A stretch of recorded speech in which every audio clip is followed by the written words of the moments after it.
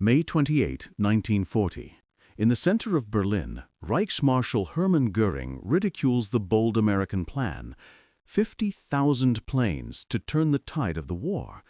They're desperate, he sneers, unaware that this particular mockery will cost him dearly. What happens when underestimation collides with determination? In May of 1940, the Nazi command made the most fatal mistake of the entire Second World War, dismissively dismissing President Roosevelt's statements about incredible plans to produce 50,000 aircraft per year. Reichsmarschall Hermann Goering called these figures desperate propaganda, unaware that at that moment, an industrial power was emerging overseas that would bury his air fleet in 4 years. This is the story of how laughter at American car factories turned into the death rattle of the Third Reich under an avalanche of steel and aluminum. Reichsmarschall Hermann Goering put down the intelligence report with undisguised contempt. The intelligence report detailed President Roosevelt's request to Congress for an unprecedented expansion of American aircraft production, with the potential to produce 50,000 aircraft annually. Americans are desperate if they think that such propaganda will frighten us, Goering told his staff. They don't know anything about military production. Let them try to re-equip their car factories. They will understand that building combat aircraft requires more than just assembly lines. What Goering failed to realize was, in Detroit, a Danish immigrant named William Knudsen had already proved him wrong. The former president of General Motors, now working as Roosevelt's head of manufacturing for $1 a year, led the most ambitious industrial transformation in human history. Within 4 years, American factories will produce not the impossible 50,000 aircraft rejected by Goering, but almost 100,000 units per year, simultaneously supplying 2 theaters of war on opposite oceans. The statement, which aroused the contempt of the Germans, was made on May 16, 1940, when German tank divisions were rapidly advancing across France. Standing before Congress, Franklin Roosevelt proclaimed, "I would like to see this nation ready to produce at least 50,000 planes a year." The reaction was skeptical, even among the Allies. In 1939, America produced only 3,611 military aircraft. The Army Air Corps had 1,700 combat aircraft, many of which were obsolete. Nevertheless, Roosevelt demanded a 14-fold increase in production. William Knudsen became the architect of this miracle. When presidential advisor Bernard Baruch was asked who was capable of achieving such an impossible performance, he replied, "First of all, Bill Knudsen. Secondly, Bill Knudsen. Third, Bill Knudsen."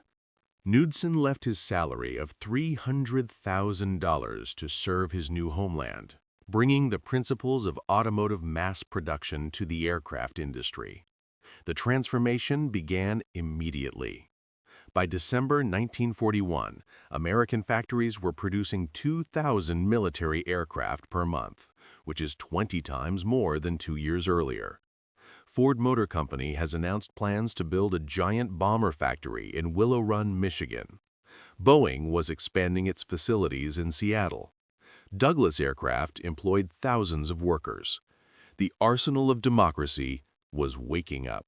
The Nazi leadership's underestimation of American capabilities stemmed from both racial prejudice and deliberate blindness.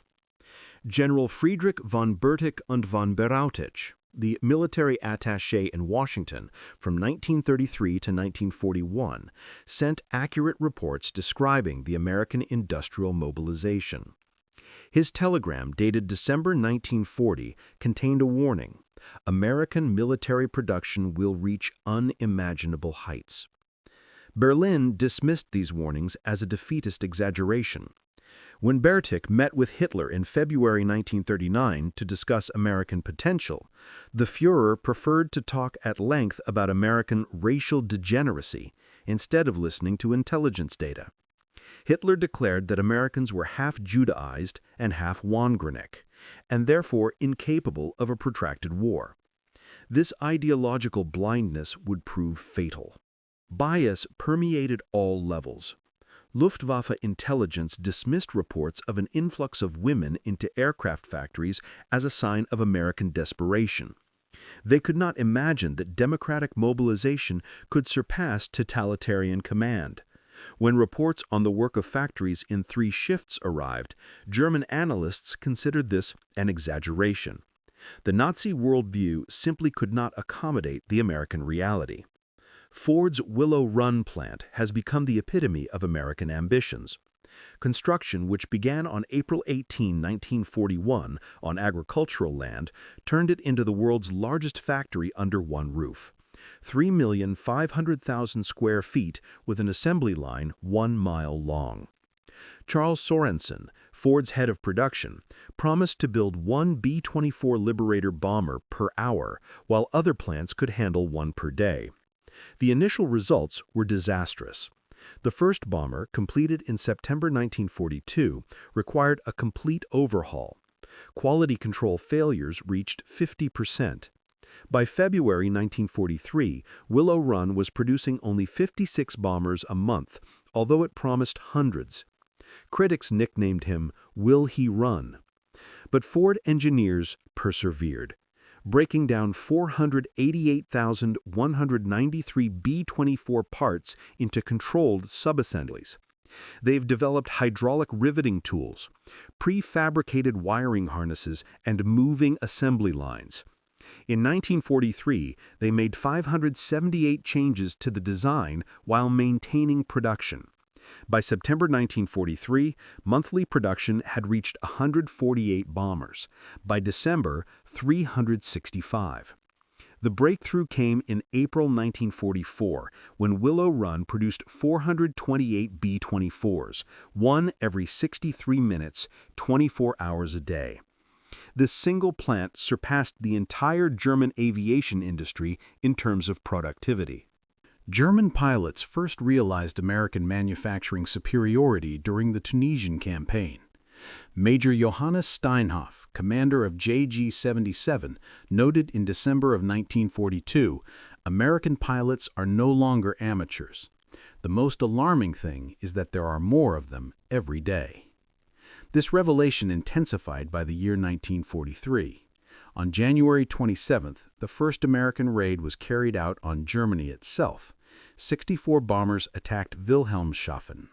By October, during Black Thursday in Schweinfurt, the Americans could lose 60 B-17s and replace them within 2 weeks.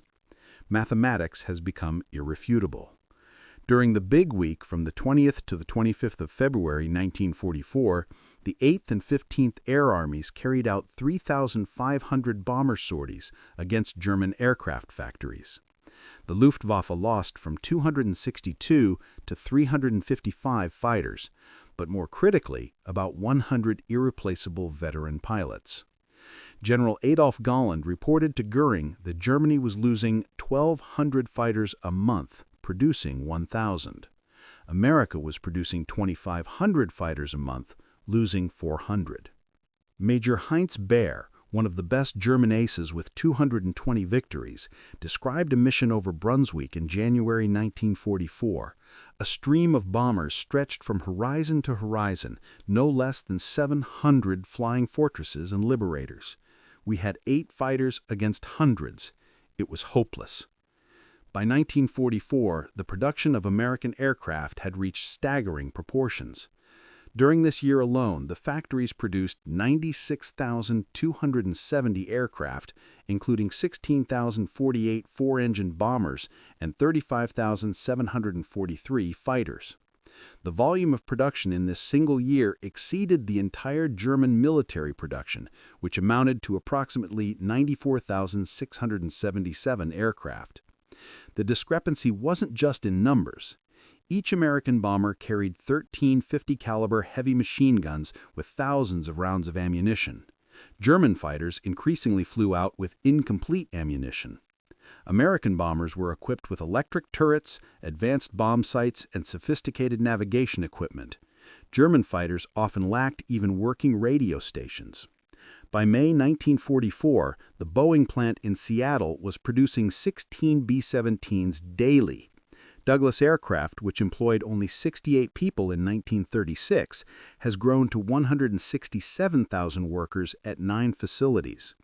North American Aviation produced 500 P-51 Mustangs a month. Lockheed has achieved the production of 1 P-38 Lightning every 90 minutes, while implementing 2,127 modifications dictated by combat. Related industries matched this pace.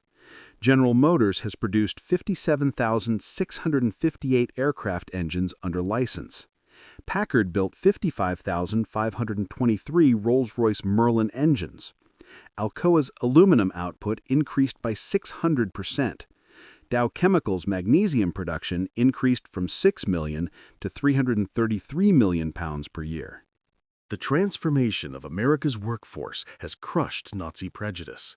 Women, who made up less than 1% of aviation industry workers in 1941, made up 65% by 1943.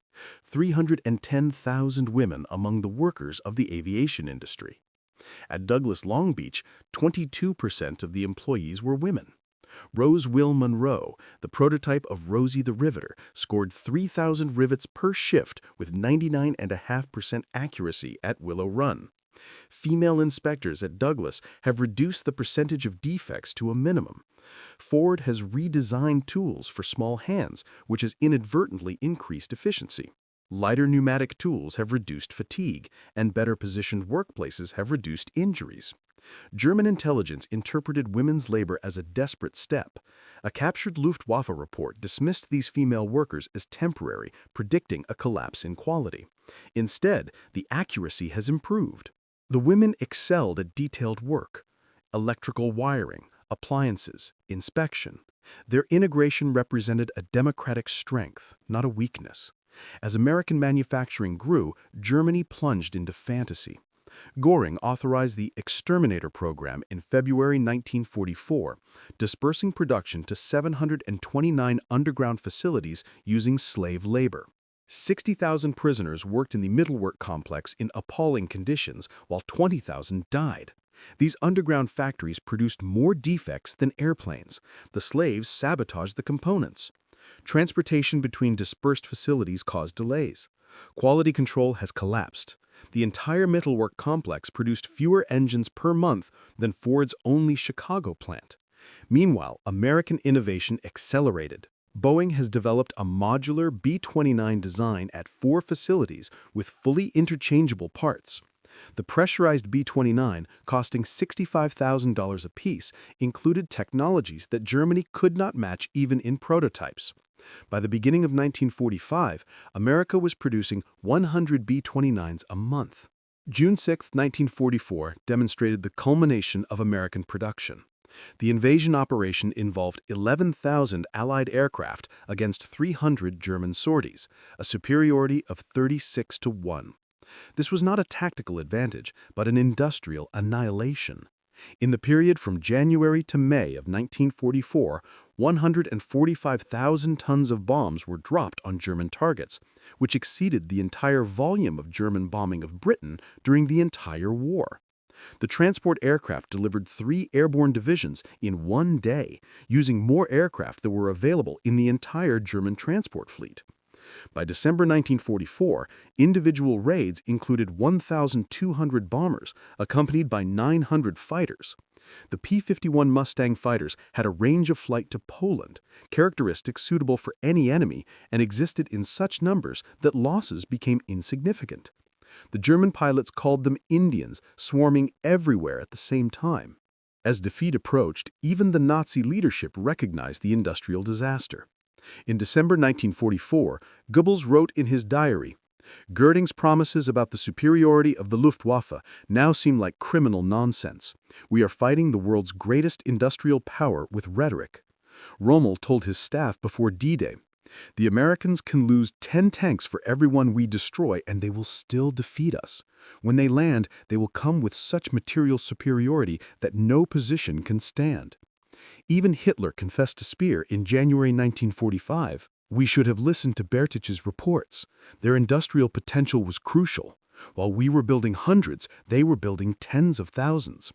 Albert Speer later testified that the American bombing had reduced German production by 35% of tanks, 31% of airplanes, and 42% of trucks.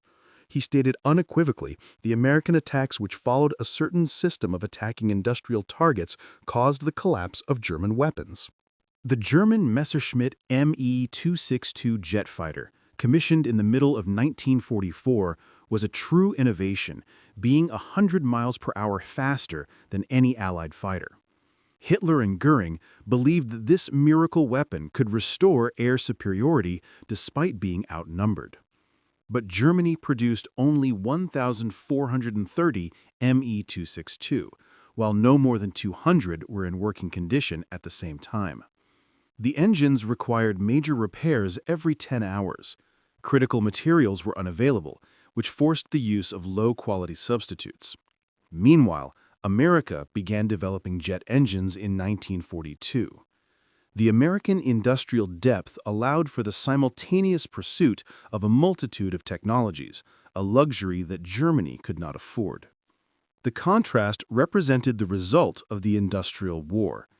Germany's technological superiority in jet aircraft meant nothing against America's ability to produce thousands of conventional fighter jets while simultaneously developing next-generation aircraft. Quality without quantity proved useless in an all-out war.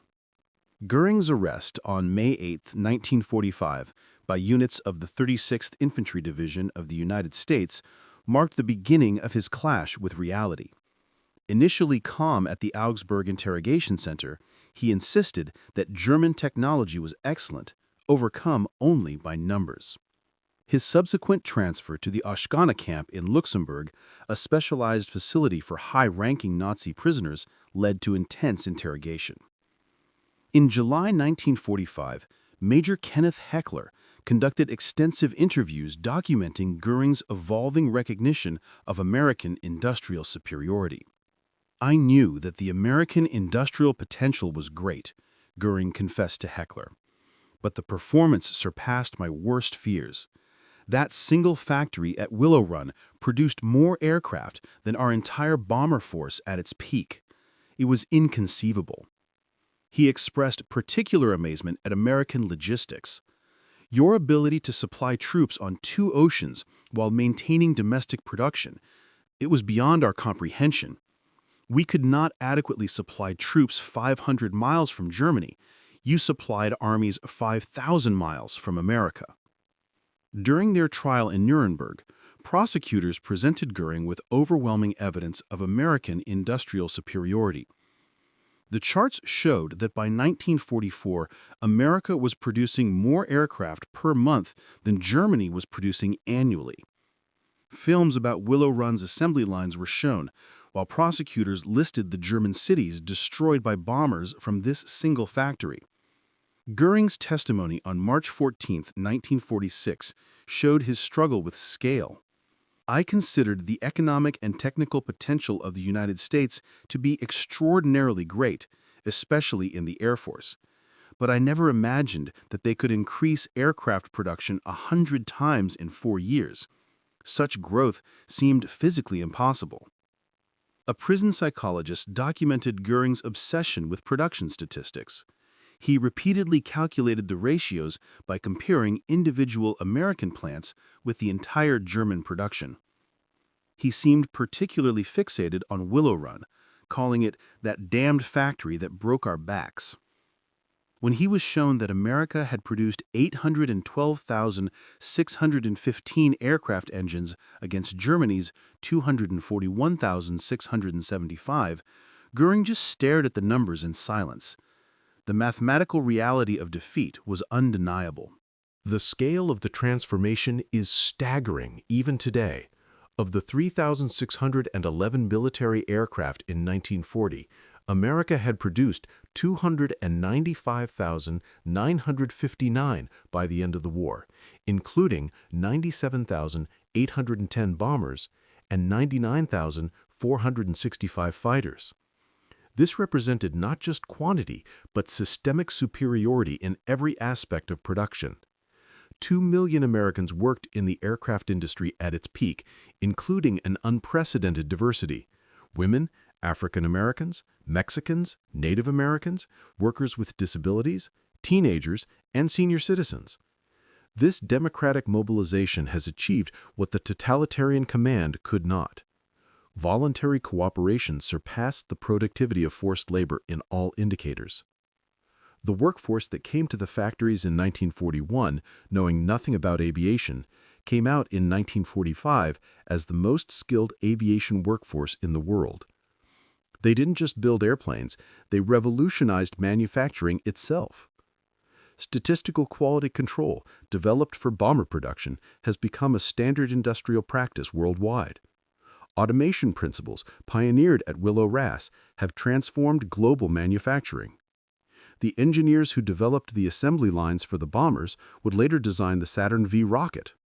The women who riveted the B-24 would raise children who would set foot on the moon. The production miracle did not end in victory. It marked the beginning of the American century. The financial aspects challenged the economic orthodoxy.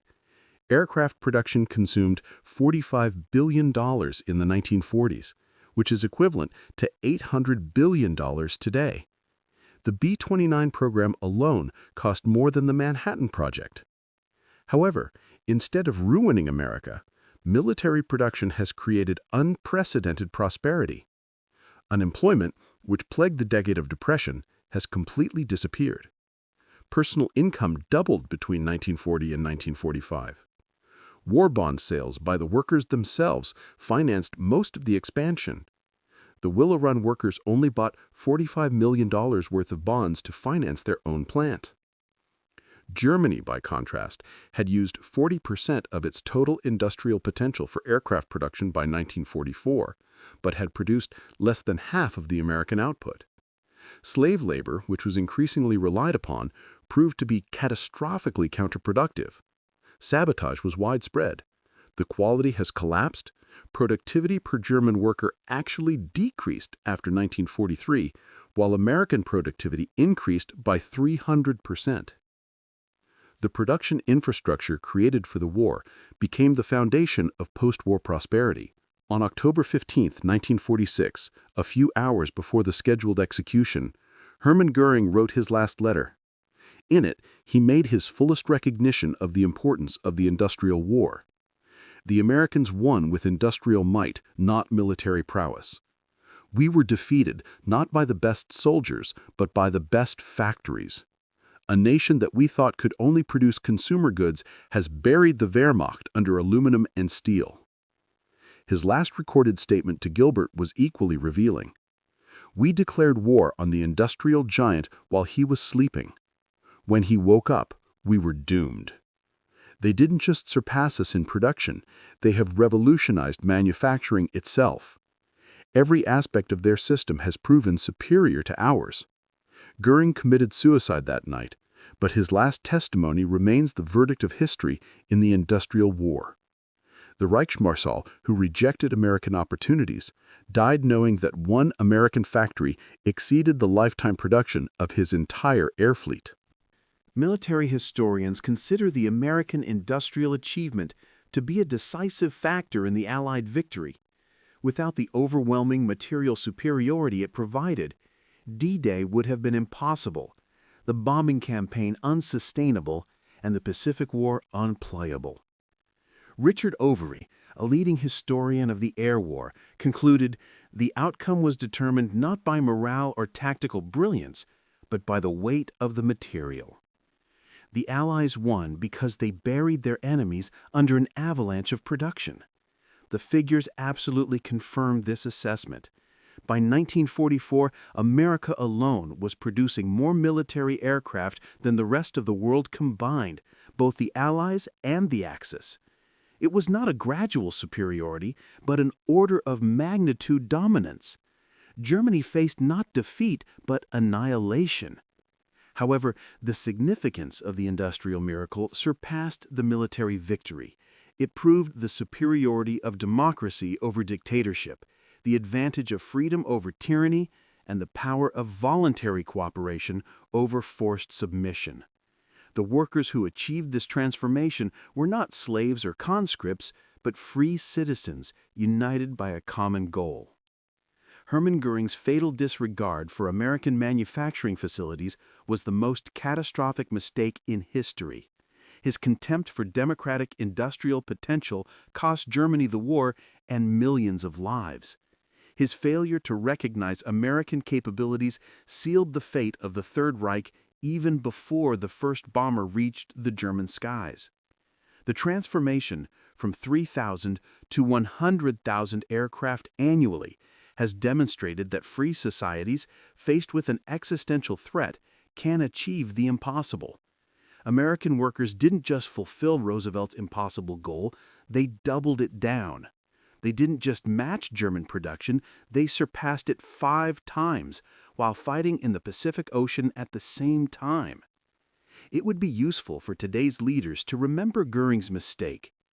Rejecting democratic nations as weak because they are peaceful, or underestimating the productive capacity of free people because they prefer prosperity to conquest, is fraught with catastrophic miscalculation. America in 1940 seemed unprepared for war. By 1944, it had become an unstoppable industrial colossus. The arsenal of democracy proved that production lines can be as crucial as front lines, that workers on the assembly line can be as important as soldiers, and that industrial mobilization can determine victory as surely as military strategy. Goering learned this lesson too late, at the cost of destroying his nation. From his dismissive reaction to Roosevelt's announcement in May 1940 to his execution in Nuremberg in October 1946, Hermann Goering's path traces the arc of the destruction of Nazi Germany. His contempt for American manufacturing became an epitaph for the Third Reich, a regime that confused ideology with opportunity, mistook tyranny for strength, and believed that racial mythology could overcome industrial mathematics. The Reichsmarschall, who rejected American aircraft production, died knowing that American factories produced more aircraft in 1944 alone than Germany was able to produce during the entire war. His mockery of democratic industrial might has become the most expensive joke in history, paid for with the currency of total defeat. America has produced 295,959 military aircraft. Germany produced 94,677. But the real victory was not in numbers, but in a method that proved that free workers could outperform slaves, that democratic cooperation could outperform totalitarian command, that a nation of immigrants and diverse citizens could unite to achieve the impossible. The B-24 bombers that rolled off the Willow Run assembly line every 63 minutes were not just airplanes. They were democracy's answer to tyranny. Every rivet filled by a woman who was a housewife a few months ago. Every engine built by a teenager who dropped out of school to serve. Each wing was assembled by workers fleeing poverty and discrimination. All this proved that free peoples united by a just cause can bury tyranny under an avalanche of production. Hermann Goering laughed at the idea of America producing 50,000 planes annually. America responded by producing twice as much, transforming world history in the process. His laughter has echoed in history as the sound of a catastrophic miscalculation, a fatal disregard for the arsenal of democracy. How impressed are you with this industrial might? Share your opinion about the role of American manufacturing in the Allied victory in the comments. If you enjoyed this detailed historical analysis, be sure to subscribe to the channel so that you don't miss other exciting stories about war and technology.